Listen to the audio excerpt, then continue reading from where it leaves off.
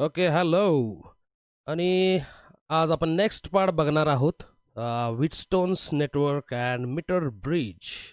Actually आता हे जे विटस्टोन्स नेटवर्क और जे मीटर ब्रिज आपण बघणार आहोत, बेसिकली डील्स विथ रेजिस्टन्सेस.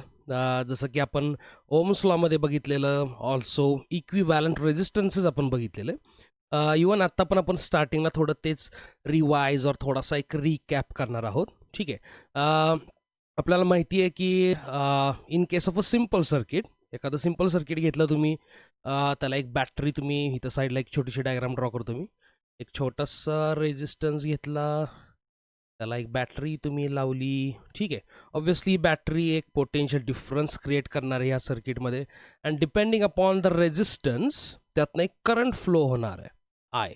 आणि मग तो आपल्याला ओम्स लॉ व्यवस्थित V equals I R, okay, असं काहीसं देतो. आणि सेम वे आपण बघितलेलं की इक्विवॅलंट रेजिस्टन्सेस, म्हणजे इथं वरती मी सिरीज एक ड्रॉ केला आहे, त्याच्याच खाली एक पॅरलल मी ड्रॉ केलेला आहे.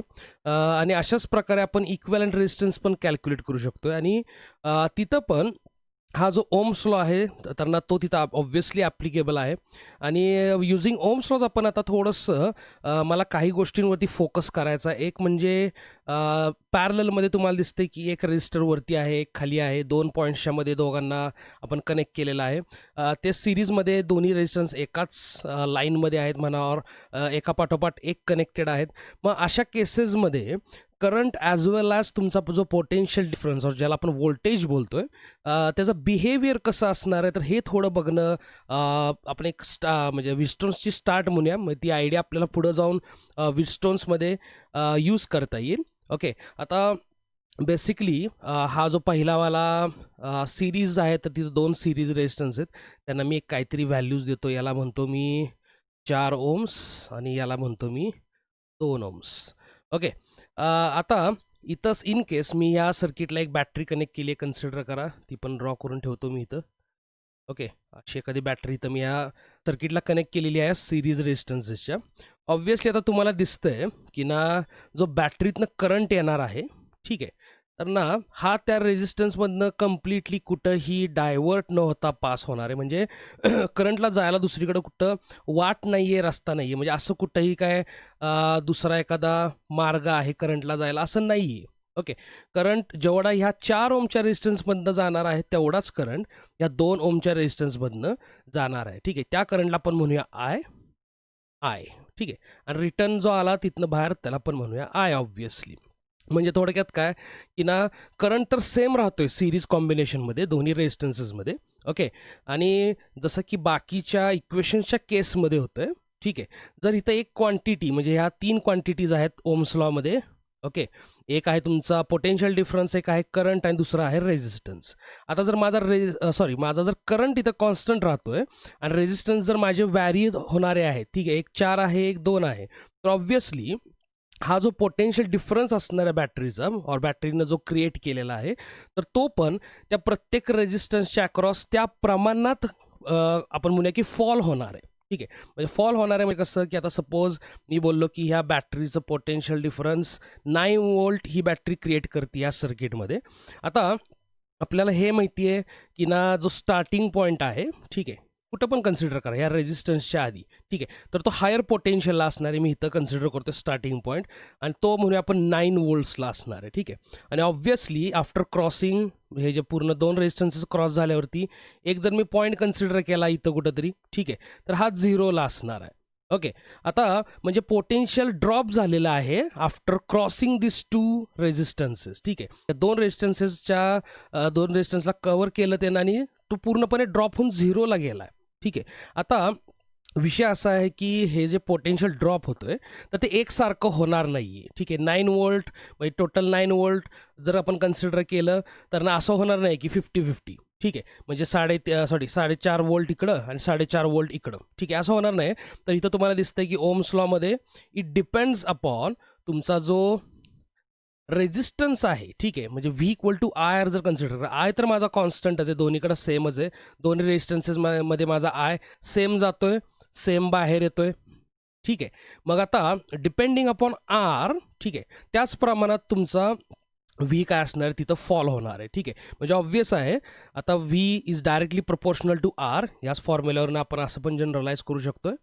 ठीक आहे, म्हणजे जेवढा मोठा रेजिस्टन्स असणार आहे त्याच्याच त्या अक्रॉस तेवढंच जास्त पोटेन्शियल काय होणार आहे तर ड्रॉप होणार आहे. ठीक आहे, म्हणजे इथं ऑब्व्हियसली तुम्ही सांगू शकता की 4 ओमचा जो तुमचा रेजिस्टर आहे पहिलावाला, तर तिथं जास्त पोटेन्शियल ड्रॉप होणार आहे.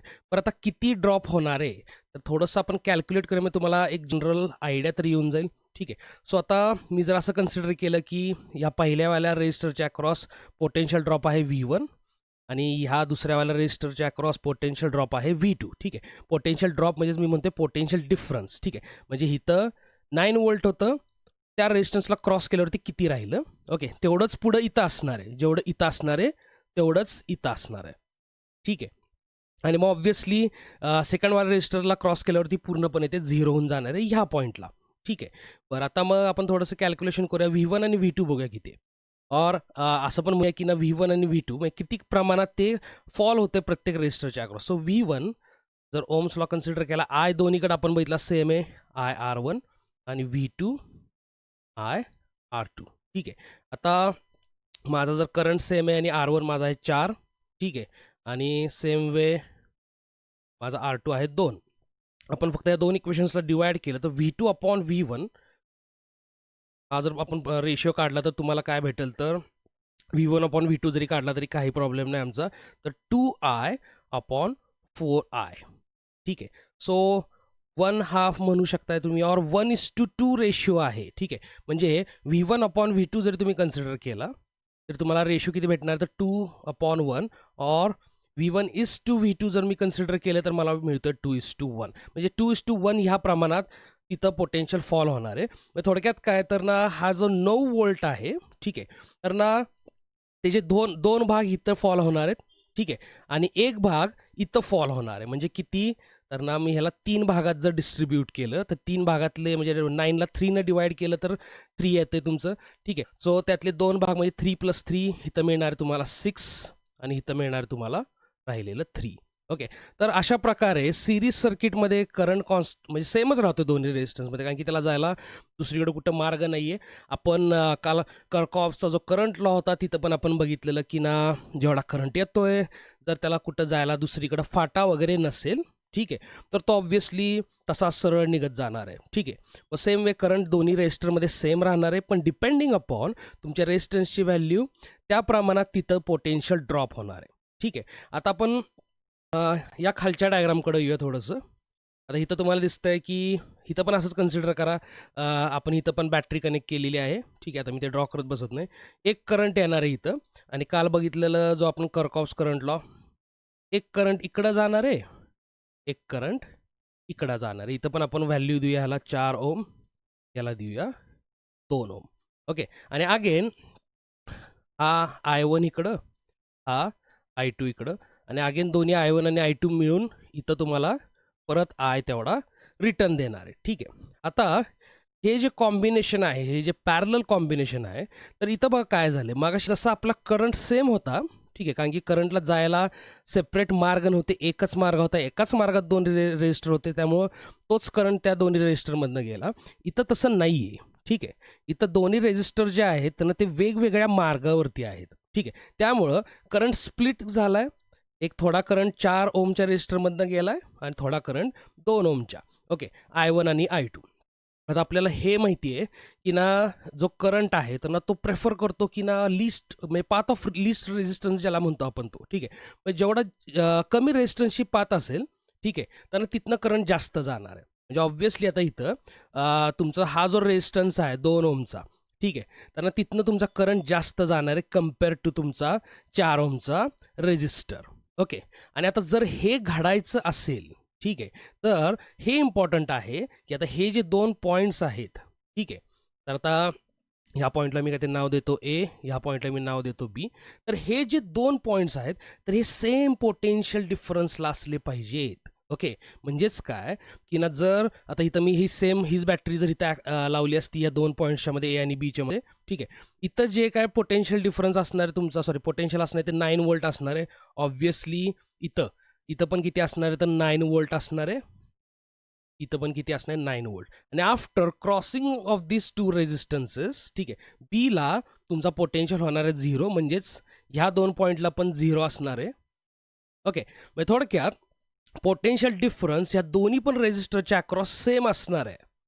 ओके, पण मग बदललं काय, तर बदलतोय तुमचा आय. आणि किती प्रमाणात बदलणार आहे, तर ना जेवढ्या प्रमाणात तुमचे रेजिस्टन्स वॅरी करतायत तेवढ्या. इथं पण same V equals I R. ठीक आहे, तुमचा जर व्ही सेम असेल दोन्हीकडं, व्ही कॉन्स्टंट असेल, सो डिपेंडिंग अपॉन दॅट तुमचा जो करंट आहे तो वॅरी होणार. तर थोडक्यात करंट पण बघूया आपण, तसं काय प्रॉब्लेम नाही आहे. ठीक आहे, हे जे पहिलंवालं कॅल्क्युलेशन ह्याला जरासं डोक्यातनं तरी बाजूला ठेवा. ओके, साईडलाच कुठेतरी कॅल्क्युलेशन करतो आता. सो मी I1 जर कन्सिडर केला तर सिम्पल आहे V अपॉन आर. ठीक आहे, म्हणजे तुमचा येणार आहे 9/4. आणि I2 म्हणजे जो खालच्या ब्रांचमधनं गेलेला आहे तर तो येणार 9/2 amps. ओके, आता इथं म्हणजे ऑब्व्हियस आहे की ना 9/4 हा कमी आहे 9/2च्या, म्हणजे I1 जो तुमचा कमी आहे I2 पेक्षा. ठीक आहे, आणि इथं एक कंडिशन इम्पॉर्टंट आहे की ना जो तुमचा पोटेन्शियल डिफरन्स आहे तो पॅरलल कॉम्बिनेशनमध्ये काय आहे तर ना सेम आहे दोन्ही रेजिस्टन्सच्या अक्रॉस. ठीक आहे, कारण की ते पॅरललमध्ये आहेत.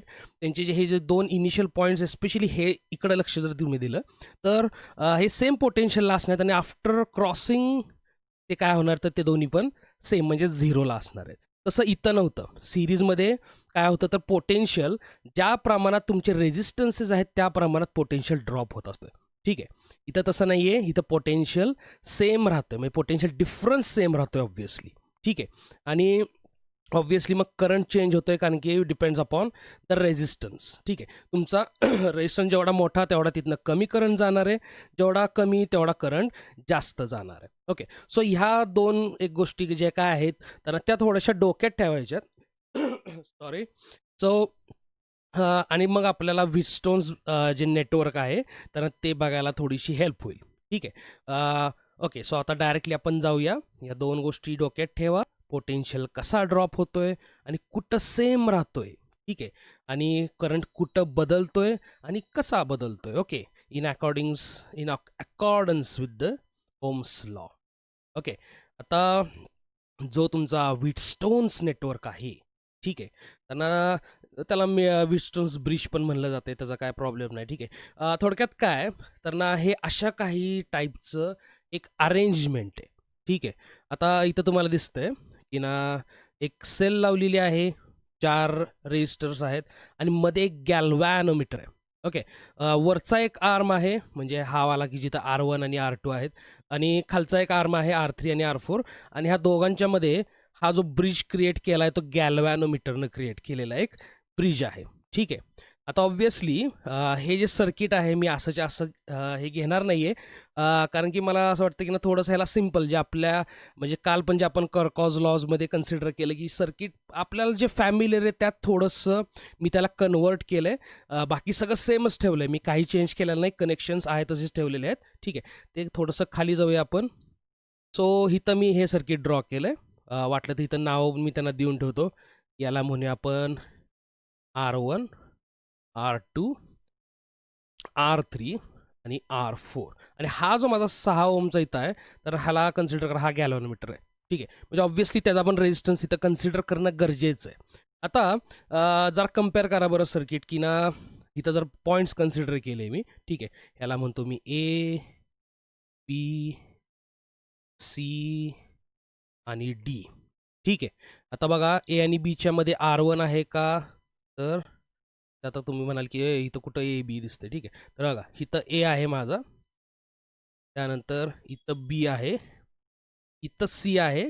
ठीक आहे, आणि हा वाला जो आहे तो माझा D आहे. ठीक आहे, बघा बरं तसं आहे का, A आणि Bच्या मध्ये R1, A आणि Bच्या मध्ये इथं R1. फक्त हे जे तिरकं होतं ते मी असं काय केलं तर तिथं एक अँगल टाकला आहे. ठीक आहे, हे जे तिरकं होतं B to C, ठीक आहे, तर त्याच्यामध्ये मी डायरेक्ट असा अँगल टाकला आहे. बाकी काही मी चेंज केलं नाही. B to D गॅल्व्हॅनोमीटर कनेक्टेड होता तसं मी दाखवलेलं आहे. ओके, सो आता हे सर्किट आपण समजून घ्यायचं आहे. आणि स्पेसिफिकली आता इथं मी डायरेक्टलीच कंडिशन काय कन्सिडर करणार आहे की ना हा जो इथं व्हीटस्टोनचा ब्रिज आहे म्हणजेच हा माझा खालचा पण, तर तो कसा असला पाहिजे तर तो बॅलन्स्ड आहे, म्हणजे ऑलरेडी बॅलन्स्ड आहे हे मी कन्सिडर करतोय.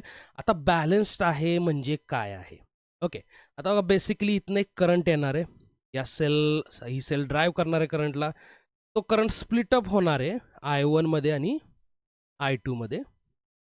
ओके, आता इथं मगासारखं डोक्यात ठेवायचं आहे की डिपेंडिंग अपॉन हे जे काय रेजिस्टन्सेस फेस करणारे हा करंट वरच्या ब्रांचमध्ये आणि खालच्या ब्रांचमध्ये, तर त्या प्रमाणात तो स्प्लिट होणार आहे. आता बॅलन्स्ड होते म्हणजे काय होते बघा. आता गॅलॉनमीटर हे डिव्हाइस काय करते, तर जेव्हा त्यातनं करंट पास होते तर तुम्हाला डिफ्लेक्शन दाखवणार आहे. ठीक आहे, म्हणजे आता ऑब्व्हियसली जर I1 इथं गेला बी पर्यंत आणि अगेन मग बी वरनं चान्सेस आहेत की तो बी वरनं इकडं पण जाईल, ठीक आहे, आणि इकडं पण जाईल. ठीक आहे, बरं, आणि नाही गेला तर मग सरळ जाईल B to C. Okay, also I2चे पण चान्सेस आहेत की ना हा वरती पण जाईल इकडं गॅलॉनमीटरकडनं आणि इकडं पण जाईल. ठीक आहे, आणि नाही गेला जर गॅलॉनमीटरकडनं तर तो सरळ DC कडे जाईल. आता बॅलन्स्ड कंडिशन कधी क्रिएट होतीये की ना I1 वरून खाली येतोय. ठीक आहे, सॉरी, हा I1 नाही म्हणता येणार मला, कारण की पूर्णपणे I1 येणार नाहीये.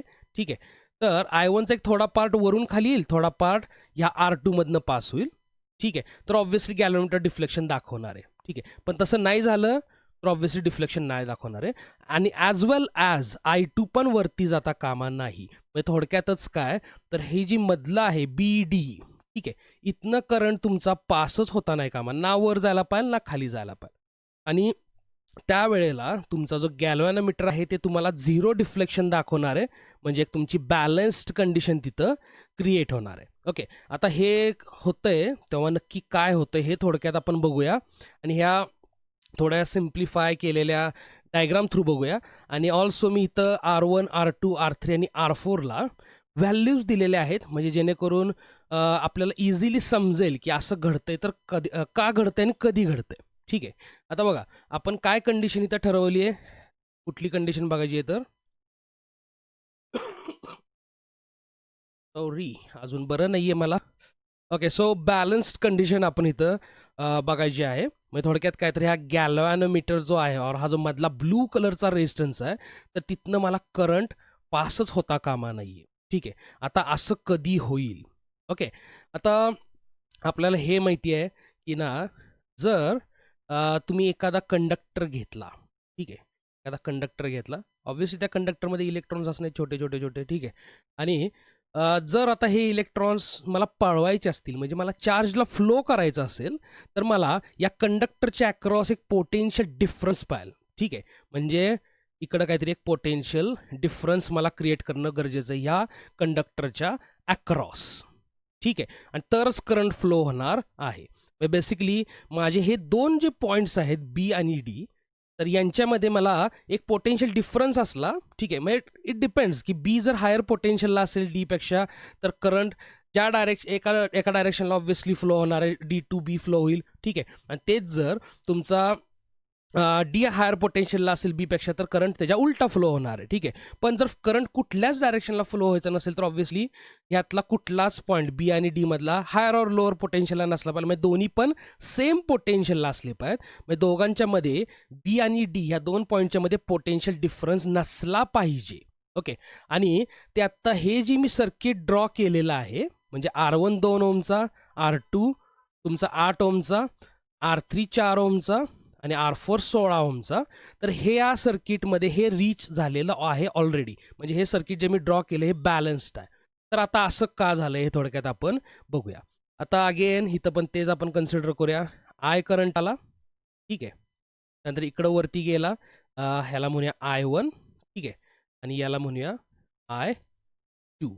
ओके, आता सेम वे इकडं आपण कन्सिडर करूया हा जो करंट आहे I1, since he balance condition reach झालेली आहे, तेवढाच करंट इकडं येणार आहे. म्हणजे 2 ओम आणि 8 ओमला क्रॉस करून I1 आला खाली इकडं, आणि 4 ओम आणि 16 ओमला क्रॉस करून तुमचा I2 इकडं आला, आणि दोघांनी अगेन तुम्हाला दिला I. आता मी इथं बॅटरी काढायची ड्रॉ करायची विसरलो, एकच मिनिटात काढतो. ॲक्च्युली एक्सपेरिमेंटेशन आणि असं करण्यात हे बरं आहे. म्हणजे आता ॲक्च्युअली जर एक्सपेरिमेंट चालली असती, मला बॅटरी कुठनं तरी शोधून आणायला लागली असती. ठीक आहे, सो आपण कन्सिडर करूया एक मी बॅटरी तर कनेक्ट केलेली आहे. ओके, आणि हे कन्सिडर करूया आपण, ही बॅटरी आहे 20 वोल्टची बॅटरी आहे. ठीक आहे, ते हे व्हॅल्यू पण मी कॅल्क्युलेशनमध्ये इज व्हावी म्हणून घेतली आहे. ठीक आहे. सो 20 व्होल्टची बॅटरी एक मी कनेक्ट केलेली आहे. आता जसं आपण स्टार्टिंगला डिस्कस केलेलं, ठीक आहे. काय डिस्कस केलेलं तर हा प्रकार, ठीक आहे. रेजिस्टन्स सिरीजमध्ये असतील तर व्होल्टेज काय होतंय त्या अकॉर्डिंगली ड्रॉप होतोय. रेजिस्टन्सेस पॅरललमध्ये असतील तर ना काय असणार आहे त्या दोघांच्या अक्रॉस पोटेन्शियल डिफरन्स सेम असणार आहे. ओके. आता हेच इथं आपण अप्लाय करूया थोडं. आता बघा, ही जर 20 व्होल्टची बॅटरी आहे तर ए पॉईंट कितीला असणार आहे 20 व्होल्टला. ठीक आहे. ऑल्सो इथं पण किती असणार तर 20 व्होल्ट असणार आहे. इथं पण किती असणार तर 20 व्होल्टच असणार आहे. ठीक आहे. सेम वे आफ्टर क्रॉसिंग म्हणजे सगळे रेजिस्टन्स क्रॉस केल्यावरती सी जो पॉईंट आहे तो तुमचा झिरोला जाणार आहे. ठीक आहे. म्हणजे ऑब्व्हियसली ए आणि सीच्या मध्ये पोटेन्शियल डिफरन्स 20 व्होल्टचं आहे. म्हणजे 20 एला 20 म्हणू शकतोय मी आणि सीला झिरोला कन्सिडर करू शकतोय. आणि हे जे दोन कॉर्नर आहेत, ओके, तर ते पण 0-0ला असणार आहेत. ओके. म्हणजे 2 आणि 8 क्रॉस करून पोटेन्शियल डिफरन्स ड्रॉप झाला टोटल 20 व्होल्टनं. आणि 4 ओम म्हणजे R3 आणि R4 क्रॉस करून पण किती ड्रॉप झालेला आहे तर 20 व्होल्टनं ड्रॉप झालेला आहे. आणि ह्या सध्याच्या बॅलन्स कंडिशनमधनं ह्यामधनं गॅलोमीटरमधनं ना वरून खाली करंट येतोय, ठीक आहे, ना खालून वर करंट जातोय. ठीक आहे. असं झालेलं आहे. मग आता हे असं का घडलं? ठीक आहे. आता बघा, बेसिकली इथं जो 20 व्होल्टचा हा मी इथं पहिल्यांदा हा वाला हलवाच. ओके. हा वाला जो पॉईंट आहे तर हा 20 व्होल्टचा आहे. ओके. आता इथं तुम्हाला दिसते की इथनं पुढं जे सर्किट आहे, ठीक आहे, आता सध्या बघा बॅलन्स कंडिशन आहे म्हणजे इथनं करंट पास होत नाही आहे. म्हणजे गॅलनमीटर आपल्या सर्किटमधनं बाहेर पडला आहे थोडक्यात. ओके. आता म्हणजे आता इथनं पुढं जे इथून ते इथपर्यंत आता मी ह्या पॉईंट्सला नाव पण देतो. ह्याला म्हणतो पी आणि ह्याला म्हणतो क्यू. तर पी टू क्यू एक सिरीजमध्ये तुम्हाला हे दोन रेजिस्टन्सेस दिसत आहेत. म्हणजे जो टोटल 20 व्होल्टचा जो ड्रॉप होणार आहे त्यांना तो ज्या प्रमाणात रेजिस्टन्सेस आहेत त्या प्रमाणातच ड्रॉप होणार आहे. ठीक आहे. आता मी जर रेजिस्टन्सेस बघितले 8:2:8 म्हणजे 2 4 आणि ओके 4:1. ठीक आहे. म्हणजे 4:1 ह्या प्रमाणात असणार. म्हणजे इथं 4 व्होल्ट ड्रॉप होतील. ठीक आहे. आणि राहिलेले 16 व्होल्ट इथं ड्रॉप होतील. ठीक आहे. ऑल्सो आता इथं पण बघा खाली काय प्रकार होतोय. खालचे पण जे रेजिस्टन्सेस आहेत त्यांचा पण जर मी रेशिओ बघितला तर 16/4. ठीक आहे. म्हणजे अगेन 4/1 म्हणजे ह्या रेशिओमध्ये आहेत. म्हणजे इथं पण कसा ड्रॉप होणार आहे तर 4 व्होल्ट इथं ड्रॉप होईल आणि इथं 16 व्होल्ट राहिलेले ड्रॉप होतील. बघा इव्हन मी रेजिस्टन्सेस घेताना पण तसेच घेतलेत म्हणजे त्याच्या व्हॅल्यूज यावत म्हणून. ओके. आता बघा ऑब्व्हियसली पी पॉईंट आहे तर पी पासनं आपण बी कडे गेलो. मध्ये हा 2 ओमचा रेजिस्टर आहे. तर पी होता 20 व्होल्ट आणि आफ्टर ड्रॉपिंग 4 व्होल्ट बी पॉईंट कितीला असणार आहे तर ऑब्व्हियसली बी पॉईंट असणार आहे 16 व्होल्टला. ठीक आहे. आणि ऑल्सो आता खाली बघा खालच्या आर्ममध्ये म्हणजे 4 ओमचा जो R3 रेजिस्टर आहे त्यांना त्याचा हा पॉईंट आहे. अरे बापरे, ह्याला पण नाव द्यायची आर आणि ह्याला देऊया एस. तर आर पासून मी डी कडे जातोय तेव्हा पण कितीचा ड्रॉप मला मिळतोय तर 4 व्होल्टचा मला ड्रॉप मिळतोय. आणि आफ्टर ड्रॉपिंग डी पण कितीला असणार तर 16 व्होल्टला असणार आहे. ओके. म्हणजे याचा अर्थ डी आणि बी और बी आणि डी हे जे दोन पॉईंट आहेत तर हे सेम पोटेन्शियलला असणार आहेत. म्हणजे यांच्यामध्ये पोटेन्शियल डिफरन्सच नाही आहे. पोटेन्शियल डिफरन्स नाही तर करंट पण नसणार आहे. ओके. आणि मग ऑब्व्हियस आहे पुढं आपण इकडे गेलो R2तनं गेलो की राहिलेले पण 16 व्होल्ट ड्रॉप होणार आहेत त्याच्या अक्रॉस. आणि R4मधनं गेल्यावरती राहिलेले 16 व्होल्ट ड्रॉप होणार आहेत. आणि फायनली क्यू आणि एस इथं तुम्हाला 0-0 ऑल्सो सीला पण 0 म्हणजे एका पोटेन्शियलवरती असलेले ते पॉईंट तुम्हाला भेटणार आहेत. ओके. आता पण हे कधी घडलं बघा. ठीक आहे. असं घडलं तर ना एक्झॅक्टली पहिल्यांदा काय इथं बघा आपण हे बघूया की ना इथं हा जो रेजिस्टर आहे R1 तर ना तो किती आहे तर तो आहे 2 ओम. ठीक आहे. आणि जो R2 आहे तो माझा किती आहे तर 8 ओम आहे. ठीक आहे. त्यानंतर सेम वे जर मी खाली गेलो माझा R3 जो आहे तो किती आहे तर तो 4 ओम आहे. आणि R4 किती आहे तर माझा 16 ओम आहे. ओके. आता जस्ट आपण ह्या दोघांचं म्हणजे वरच्या आर्मच्या आणि खालच्या आर्ममधल्या रेजिस्टर्सचं रेशिओ जर घेतला तर काय होतंय बघा. जर मी R2/R1 घेतला तर मला मिळतोय तुमचा 8/2. ओके. 4:1. आणि सेम वे R4/R3 जर मी घेतला, ठीक आहे, तर मला मिळेल ऑब्व्हियसली किती मग 16/4 तेच काय तर 4:1. ठीक आहे. ऑब्व्हियसली तुम्ही हे उलटं पालटं केला तरी तेवढंच मिळणार आहे. म्हणजे आता थोडक्यात काय की हे जे वरचे रेजिस्टर्स आहेत, ठीक आहे. तर त्यांचा रेशिओ जर तुम्ही कन्सिडर केला आणि खालच्या रेजिस्टरचा रेशिओ तर हा सेम असेल, तरच तुम्हाला काय मिळणार आहे, एक बॅलन्स्ड कंडिशन मिळणार आहे. ठीक आहे. म्हणजे थोडक्यात काय, आता इथनं जो हा करंट गेला, आता थोडंसं मी करंटच्या भाषेत पण सांगतो. ठीक आहे. पहिलं आपण हे बघितलं की ना पोटेन्शियल ह्या 2 पॉइंटला सेम असणार आहे. ओके. आणि ह्या 2 पॉइंटला पण सेम असणार आहे. इथं स्टार्टिंगला 20, इकडं 0-0. ठीक आहे. विषय असा की पोटेन्शियल बॅलन्स कंडिशनमध्ये हे 2 पॉइंट मला काय पाहिजे, सेम पोटेन्शियलला पाहिजे. आणि ते कधी घडणार आहे, जर सेम व्होल्टेज ड्रॉप होत असेल ह्या सगळ्या रेजिस्टन्सेसमधनं. ठीक आहे. म्हणजे सेम अमाऊंट, सेम प्रोपोर्शनमध्ये, सॉरी. ठीक आहे. आता पहिल्या रेजिस्टरमधनं गेलो मी, कितीचा ड्रॉप झाला, 4 व्होल्ट.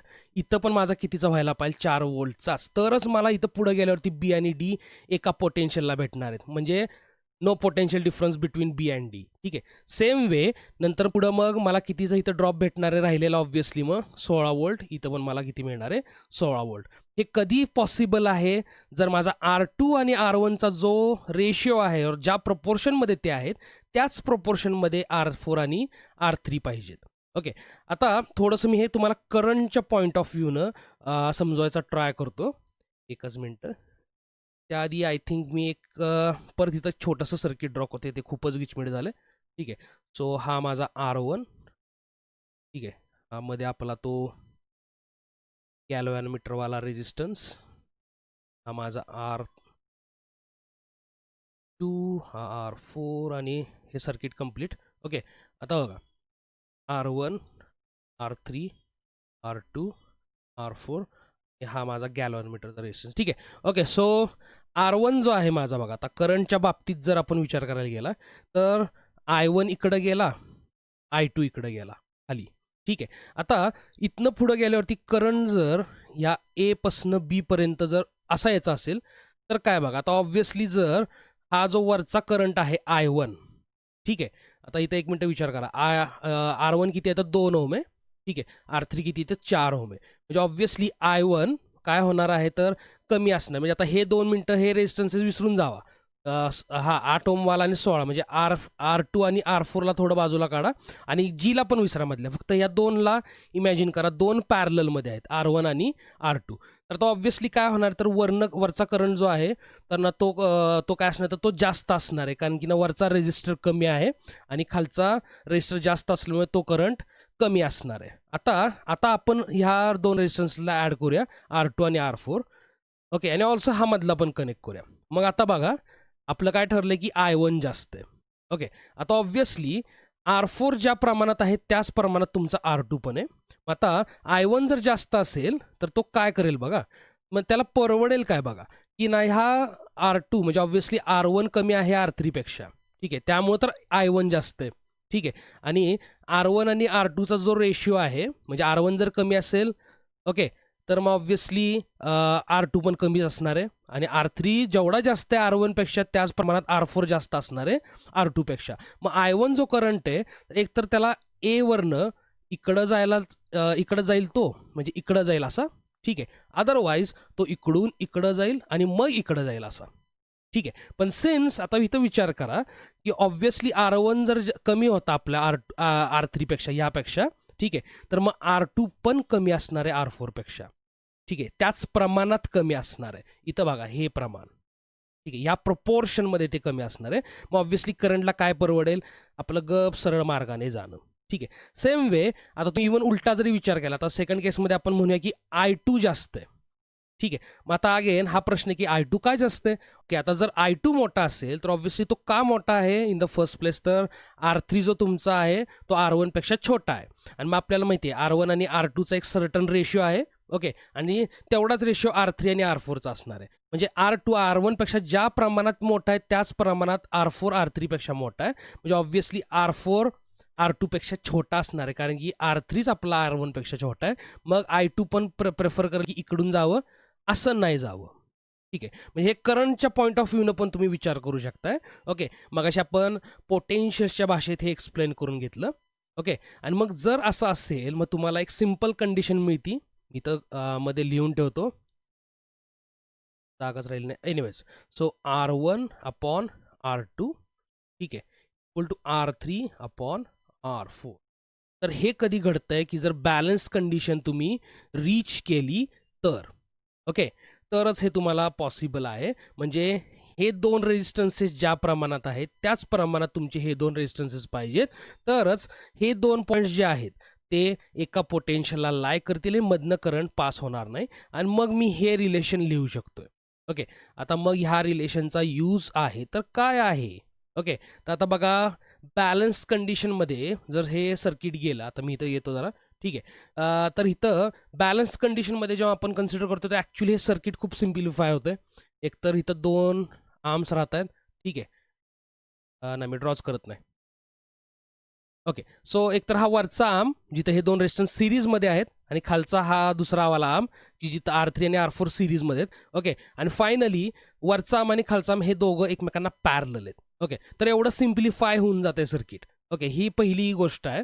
दुसरी गोष्ट काय की जर हे बॅलन्स्ड आहे नेटवर्क, ठीक आहे, आणि हे जर माझं रिलेशन इथं बसतंय व्यवस्थित R3/R4 आणि सपोज मला जर R4 माहीत नसेल, ओके, तर ऑब्व्हियसली मी हे रिलेशन यूज करून R4 डिटरमाइन करू शकतो. मला R1 माहीत असेल, मग कुठला पण एक रेजिस्टन्स मी काय करू शकतोय, डिटरमाइन करू शकतोय.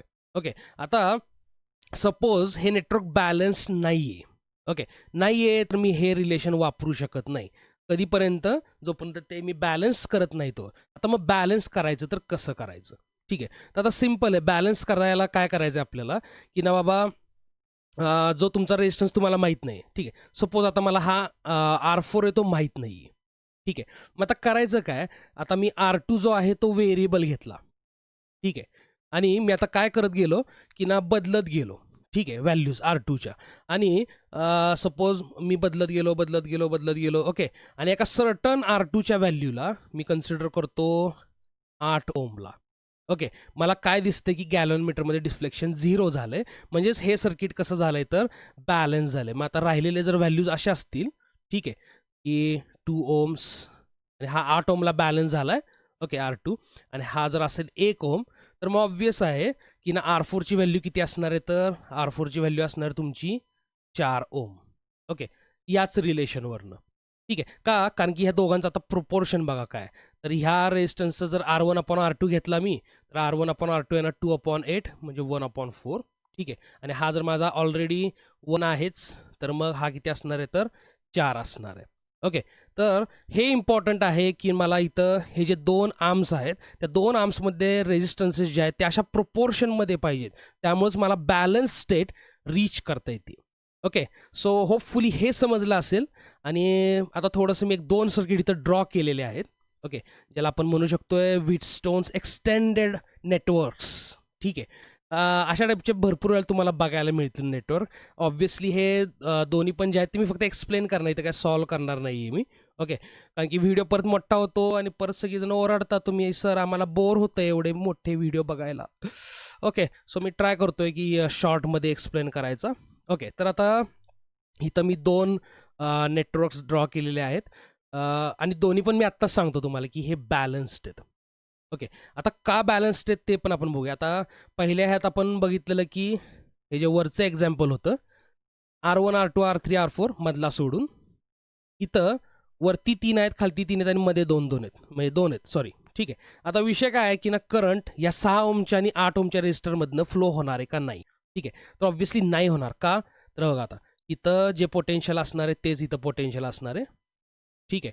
तिथनं पुढं बघा, आता हे जे रेजिस्टर्स आहेत, ठीक आहे, हे सिरीजमध्ये आहे. आता इथून ते इथपर्यंत म्हणजे A to B सिरीजमध्ये रेजिस्टर्स आहेत आणि C to D सिरीजमध्ये रेजिस्टर्स आहेत. A आणि C एकाच पोटेन्शियलला आहे. आता ह्या प्रमाण बघा रेजिस्टर्सचं, तर 4:12:20 म्हणजे हे आहे 1:12, 3:5 हे प्रमाण आहे वरच्या रेजिस्टर्सचं. म्हणजे ह्याच प्रमाणात पोटेन्शियल ड्रॉप होणार आहे, 1, 3, 5 ह्या प्रमाणात पहिल्या वरच्या आर्ममधनं.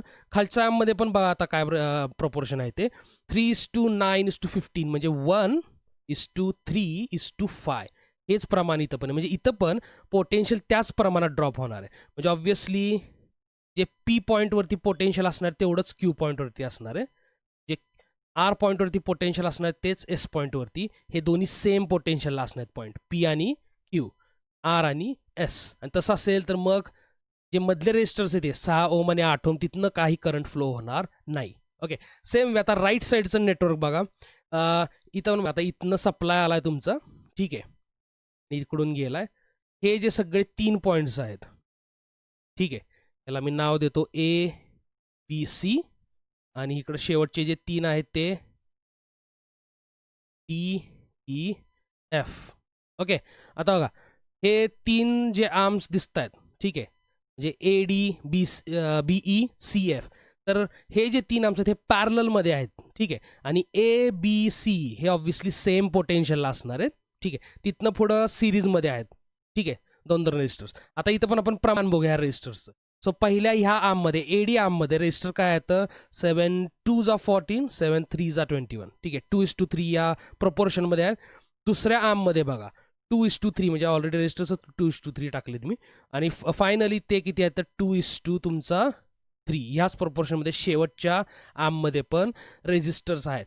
त्यामुळंच जो पोटेन्शियल आता ABCला जर पोटेन्शियल सेम आहे तर मग ऑब्व्हियसली आता काय लिहितं, ओके, PQR म्हणजे 2 च्या प्रमाणात इथं पोटेन्शियल ड्रॉप होणार. A to P same potential drop, ठीक आहे, P to Q same potential drop, C to R same potential drop, म्हणजे PQR हे 3 पॉईंट एकाच पोटेन्शियलला असणार आहेत, ठीक आहे. म्हणजे 4 ओम आणि 5 ओममधनं काही करंट फ्लो होणार नाही. ओके, आणि फायनली मग ऑब्व्हियसली DEF पण काय असणार आहेत, त्यांना ते पण सेम प्रमाणात तिथं पोटेन्शियल ड्रॉप होणार आहे, 3-3-3 असा.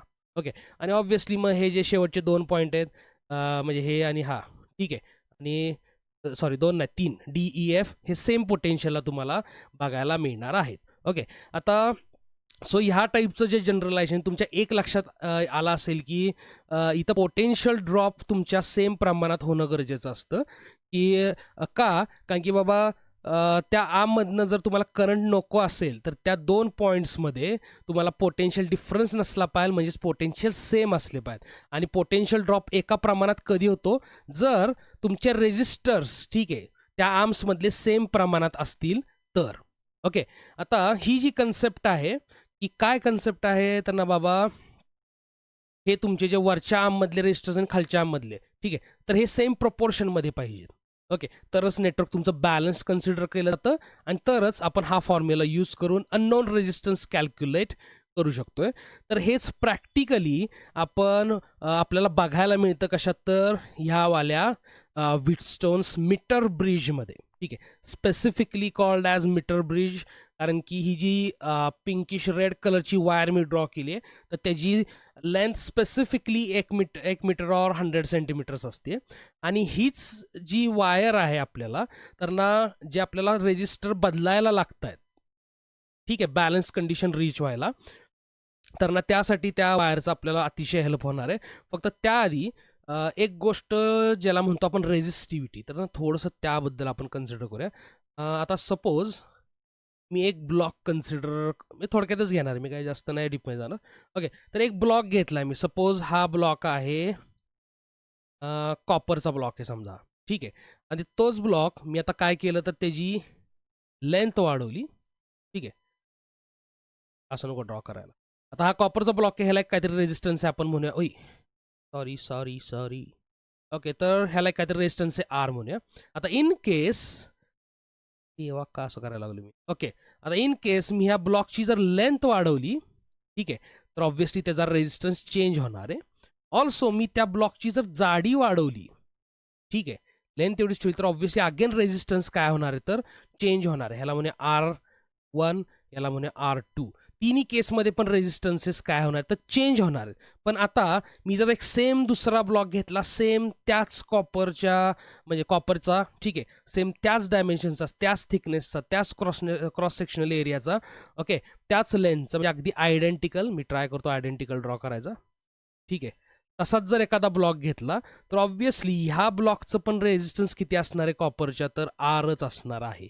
ओके, म्हणजे थोडक्यात एक अशी प्रॉपर्टी आहे, म्हणजे एक तर प्रॉपर्टी ऑब्व्हियसली त्या ऑब्जेक्टवरती डिपेंड करते, डिपेंडिंग अपॉन त्याचा क्रॉस सेक्शनल एरिया काय आहे, त्याची थिकनेस काय आहे, त्याची लेंथ काय, ठीक आहे. ते ठरवते की रेजिस्टन्स काय असणार आहे ॲज अ होल त्या ऑब्जेक्टचा. ठीक आहे. पण हे आपल्याला अजून एक गोष्ट लक्षात येते की अरे बाबा मी सेम डायमेन्शन्सचे जर सेम मटेरियलचे ऑब्जेक्ट तयार केले तर त्यात दोघांचा रेजिस्टन्स सेम येतोय. याचाच अर्थ एक मटेरियलची प्रॉपर्टी असणार आहे, एक इंट्रिन्सिक प्रॉपर्टी असणार आहे. ठीक आहे, काहीतरी. ठीक आहे, की जी आपल्याला ह्या रेजिस्टन्सला कनेक्ट करायला येऊ शकते. ओके. आता ती जी प्रॉपर्टी आहे त्यालाच आपण म्हणतोय रेझिस्टिव्हिटी ऑर स्पेसिफिक रेजिस्टन्स तुमचा रो, आणि ती आपण अशी काहीशी देतो RA/L. ए तुमचा क्रॉस सेक्शनल एरिया. ठीक आहे. एल तुमची लेंथ. ओके. आणि आता हे डिफाईन करणं पण इझी आहे. तुम्ही जर एखादा युनिट क्रॉस सेक्शनल एरियाचं ऑब्जेक्ट घेतलं, ठीक आहे, आणि त्याची लेंथ पण युनिट असेल आणि त्याचं जे काही रेजिस्टन्स असेल मग, ठीक आहे, तर तेच असणार आहे ते ज्या काय मटेरियलचं तुम्ही ते घेतलेलं ब्लॉक. ठीक आहे, तर त्या मटेरियलची रेझिस्टिव्हिटी. ठीक आहे, ही एक इंट्रिन्सिक प्रॉपर्टी आहे प्रत्येक मटेरियलची. ठीक आहे. ओके. आता हे थोडंसं जर लक्षात आलं असेल तर आपण पुढं जाऊया आणि ह्या मीटर ब्रिजमध्ये काय घडतंय बघूया. आता बघा, इथं तुम्हाला वाटेल की अरे हे आपल्याला ह्या पहिला जो व्हिटस्टोन्स नेटवर्क बघितलेला म्हणजे हे वालं, हे नकोच आता लयच बाहेर दिसते. ओके, हे वालं तर असं तर काही दिसत नाही. म्हणजे हे वरती 2 रेजिस्टर्स, इथं खाली 2 आणि मध्ये एक गॅल्व्हॅनोमीटर. ओके. आता मध्ये गॅल्व्हॅनोमीटर जो आहे तो इथं दिसतोय. ठीक आहे, तो फक्त एका फ्लेक्झिबल वायरला मी कनेक्ट केलेला आहे असं. ठीक आहे, ती मूव्ह करू शकते वायर. ओके. आता जो R1 होता, मी आता इथं बघा, हा R1 आहे, त्या जागी मी X टाकलाय, तर हा माझा अननोन आहे. स्पेसिफिकली मी आता ह्याला मेजर करायला हे यूज करणार आहे. आता हा माझा एक रेजिस्टन्स झाला. ठीक आहे, ह्याला तुम्ही R1 सदृश्य म्हणू शकताय. ओके. हा जो माझा R आहे हा माझा R2 सदृश्य आहे. ठीक आहे, और असं म्हणूया R2 सारखा, तर जसा माझा R2 होता ना ह्यामध्ये तसाच हा आहे. ओके. थोडक्यात तुम्ही स्ट्रक्चर समजून घ्या. आणि आता इथं पण आपण असं कन्सिडर करू की मला बॅलन्स्ड कंडिशन मी रीच केलेली आहे. ओके. म्हणजेच काय, आता गॅल्व्हॅनोमीटरचं डिफ्लेक्शन मला 0 दिसतंय. ओके. आता हे कधी होतंय बघा, गॅल्व्हॅनोमीटर इथं कनेक्टेड आहे. इथं हे सांगायचं विसरलो मी, हे जे ब्लू कलरमध्ये मी पट्ट्या दाखवलेल्या आहेत या सगळ्या कंडक्टर्स आहेत.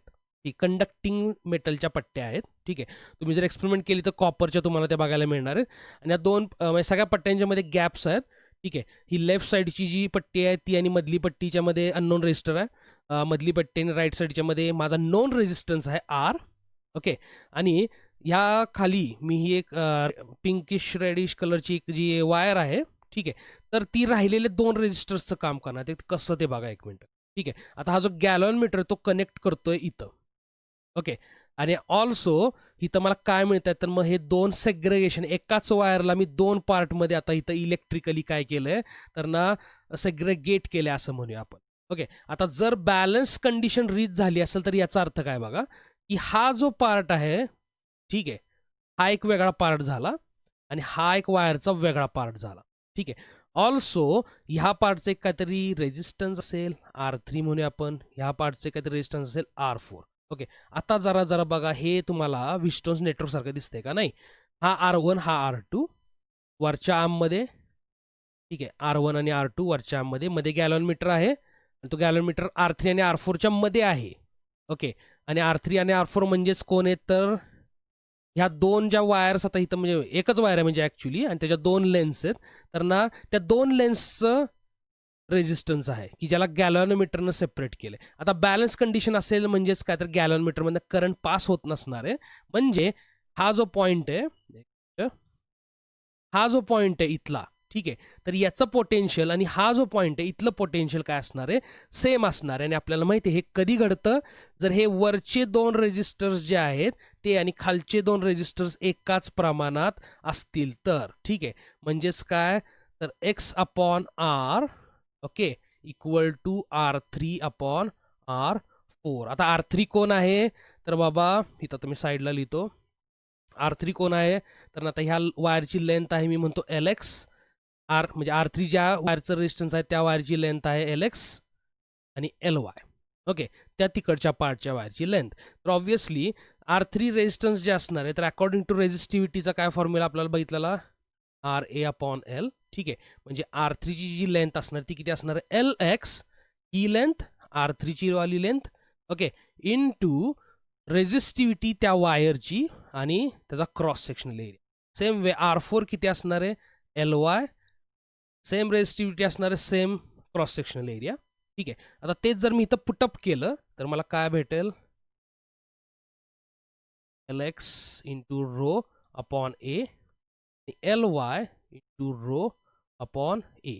हे दोन्ही कॅन्सल होऊन जातील, राहिलं फक्त LX अपॉन LY.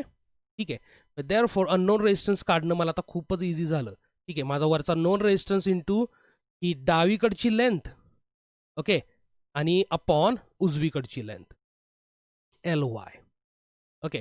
सो इथं प्रिन्सिपल एकच आहे की ना बाबा, तुम्हाला एकतर हे आपण स्टार्टिंगला कन्सिडर केलेलं जे की ना पोटेन्शियल कसा ड्रॉप होतोय डिपेंडिंग अपॉन रेजिस्टन्सेस, आणि ऑल्सो करंट कसा ट्रॅव्हल करतोय डिपेंडिंग अपॉन ते रेजिस्टन्सेस. म्हणजे सिरीज कॉम्बिनेशनमध्ये व्होल्टेज आणि करंटचं बिहेवियर, पॅरलल कॉम्बिनेशनमध्ये व्होल्टेज आणि करंटचं बिहेवियर. त्यानंतर हे जे व्हीटस्टोन्स नेटवर्क आपण कन्सिडर केला तो की कुठले पॉईंट्स सेम पोटेन्शियलला आहेत, कुठले पॉईंट्स म्हणजे हे जे गॅलोमीटरमध्ये कनेक्टेड आहेत हे दोन पॉईंट्स कधी सेम पोटेन्शियलला असतील आणि कधी त्यांच्यामध्ये पोटेन्शियल डिफरन्स नसणार आहे. ठीक आहे. आणि ऑल्सो मग आपण हेच ठरवलं की ना जेव्हा वरच्या आर्ममधले रेजिस्टन्स ज्या प्रमाणात आहेत त्याच प्रमाणात जर खालच्या आर्ममधले म्हणजे त्याच प्रोपोर्शनमध्ये खालच्या आर्ममध्ये रेजिस्टन्स असतील तरच हे पॉसिबल आहे, तरच व्होल्टेज ड्रॉप एकसारखा होईल. आणि व्होल्टेज ड्रॉप जर एकसारखा झाला तर बी आणि डी सेम पोटेन्शियल असतील, there will be no potential difference, आणि ना वरून खाली ना खालून वर करंट फ्लो होईल. ओके. आणि तेच इन प्रॅक्टिस हे आपण अजून एक बघितलं, हे एक्सटेंडेड मीटर ब्रिजचे व्हर्जन्स आहेत, आणि तिथं इथं पण हे बॅलन्स्डच मी ड्रॉ केलेले आहेत. इथं पण सेम हेच बघायला मिळालं की ह्या प्रमाणात रेजिस्टर्स आहेत, त्याच प्रमाणात पोटेन्शियल तुम्हाला ड्रॉप होताना दिसेल अकॉर्डिंग टू व्ही आणि IR. व्ही डायरेक्टली प्रोपोर्शनल आहे आरला. सो ज्या प्रमाणात तुमचे रेजिस्टन्सेस आहेत त्याच प्रमाणात त्याच्या अक्रॉस पोटेन्शियल ड्रॉप्स होतील. वरच्या आर्ममध्ये रेजिस्टन्स 1:3:5 प्रमाणात आहेत, खालच्या पण त्याच प्रमाणात आहेत रेजिस्टर्स, त्यामुळे दोन्हीकडे व्होल्टेज ड्रॉप्स एकसारखे होतील. ठीक आहे. म्हणजे हा पॉईंट आणि हा पॉईंट सेम पोटेन्शियलला, हा पॉईंट आणि हा पॉईंट पण सेम पोटेन्शियलला, नो करंट थ्रू 6 ओमचा रेजिस्टर, नो करंट थ्रू 8 एमचा. सेम या राईट साईडच्या सर्किटमध्ये पण तेच ट्रू आहे. आणि त्याचं एक प्रॅक्टिकल ॲप्लिकेशन आपण मीटर ब्रिज बघितला, ज्यात हा एक रेजिस्टन्स आहे, हा एक रेजिस्टन्स, ह्यांनी मिळून बनवला वरचा आर्म, या दोघांचं एक प्रोपोर्शन आहे X/R. आणि हे जे गॅलनमीटरची की आहे, सॉरी, ही जी जॉकी आहे, म्हणजे हे गॅलनमीटर आपण युझिंग जॉकी ह्या वायरवरती स्लाईड करतोय. ओके. आणि मग जिथं ज्या पॉईंटला गॅलनमीटर 0 डिफ्लेक्शन दाखवेल, तर याचाच अर्थ काय, आता त्या पॉईंटपासनं लेफ्ट साईडची जी लेंथ आहे आणि त्याचं रेजिस्टन्स जे आहे, तर त्या रेजिस्टन्सनं राईट साईडच्या वायरच्या लेंथच्या रेजिस्टन्सला काय केलं, तर त्याच प्रमाणात म्हणजे X/R जे प्रमाण होतं त्याच प्रमाणात बॅलन्स केलं, आणि फायनली आपल्याला हा फॉर्म्युला मिळाला तिथं. ओके. सो एवढंच आहे, यात काय जास्त म्हणजे इंटरेस्टिंग अतिशय आहे. इथं तुम्हाला जे आपण आत्तापर्यंत इक्विव्हॅलंट रेजिस्टन्सचा प्रकार बघितलेला, ओम्स लॉ कन्सिडर केलेला, ओम्स लॉ बघितलेला, तर तेच सेम थोडंसं पुढं जाऊन आपण इथं अप्लाय करतोय. ओके. सो बाकी काही नाही आहे. होपफुली हे लक्षात आलं असावं. थोडंसं जरा जास्त मोठं आर्टिकल वाटलं असेल, पण सिम्पल आहे. एकच गोष्ट नाही, ॲक्च्युली सगळ्या गोष्टी एकत्रित येऊन तुम्हाला जेव्हा समजतील तर ऑब्व्हियसली हे काय हार्ड वाटणार नाही आहे. तरी पण जर काय इन केस डाऊट असला तर विचारा. ओके. लवकरच आपण रेग्युलर म्हणजे इन क्लास भेटणार आहोत. ओके. म्हणजे असं मला एकट्याला जसं बडबडायला लागते आत्ता येण्यासारखं, तसं बडबडायला लागणार नाही. Okay. So till then, good bye.